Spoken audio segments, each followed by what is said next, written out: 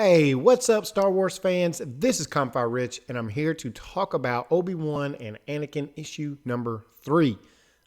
This comic picks up right where the last one left off. You got the close and you got the open, and they're starting to work together. They're in this flying ship, and they're just talking. You've got the different conversations going on. It's kind of fleshing out these characters a little more. Now, where this comic got really interesting for me was when they went back in time with the Chancellor and Anakin. And they go to this bar.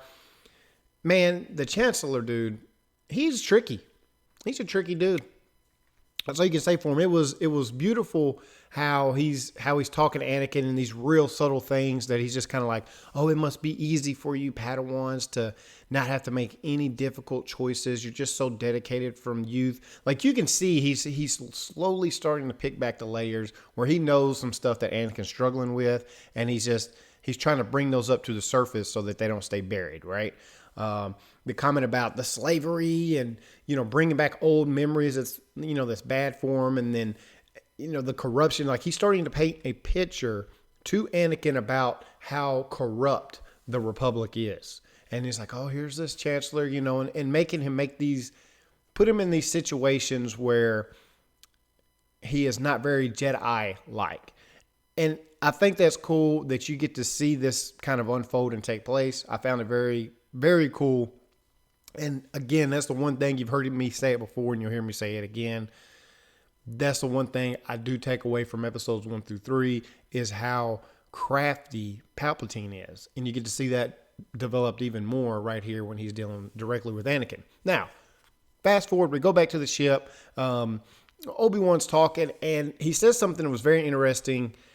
And it was when he was like, if he decides to leave, it's my failing, and it's my job to train him. People don't normally leave the order, but if he does, that's when things get, and he said, complicated. Instantly, we see the foreshadowing, I guess, or we flash forward to what actually happens when he does leave the order. And yeah, complicated would be one way to put it. He destroys all the Jedi little kids and turns into Darth Vader and does what he does. It's interesting now that Obi-Wan already knows the type of impact that Anakin could have if he were to leave the Jedi Order. Anakin at this time, he's still a boy, he likes fixing things. He's fixing his lightsaber. He's fixing these things for the girl. And they realize real quickly, it's like, we need him. This kid can fix what we need. Here we're going to devise this little plan when there's an opportunity. Get rid of his weapon. And there you see it. She throws it out the window. Anakin's flipping. Man, what is it with Anakin's lightsaber? This something can't keep. I think they were talking about it at the beginning of this comic book back in issue 1, where he had to get his lightsaber back. He had lost it. He loses it in the episode 2, I think. Luke gets his hand cut off and loses. I mean, like, you just got brought back. Spoiler alert for those of you who have not seen The Force Awakens. It gets put in a box forever, and he gets it back. Like, this saber, this thing is just, it's on the move, okay? It's always going somewhere. Anakin gets cold caught by a monkey wrench, just straight knocked out. And this is where things get in. They jack his body and they dip.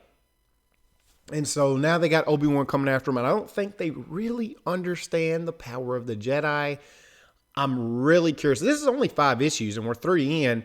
And the story's still going slow. Like, this one had some cool stuff to it, but not much has progressed if you think about it. They landed on a planet. They met with these people. Now they've kidnapped Anakin. You've got 2 more issues to kind of, wrap up. And we haven't even got to the stress signal yet on what's up with that. So I'm curious how they're going to wrap this series up in 2 issues. But now I'm really interested to see how Anakin gets out of the situation. And I'd like to see Anakin get out rather than Obi-Wan go and get him out, which I think is probably what's going to happen. I think Anakin's going to handle his business and let him know, like, man, y'all just can't kidnap me like this. You know who I am? I'm Anakin. I'm the one. So some big things should be happening in the next issue. Though that's kind of my review over this one. Pretty good issue. For me, a lot better than the first one. It progressively is getting better, which is what I assumed it would do anyway. So in the comment section below, Let me know what you think, dude. You can follow me on Twitter. You can see the Twitter handles down there. You can go like our Facebook page. And also we have a closed Facebook group for you to join where we really, join in on a conversation and build up a community for other people who like Star Wars and Walking Dead and Game of Thrones, all this other stuff we're interested in.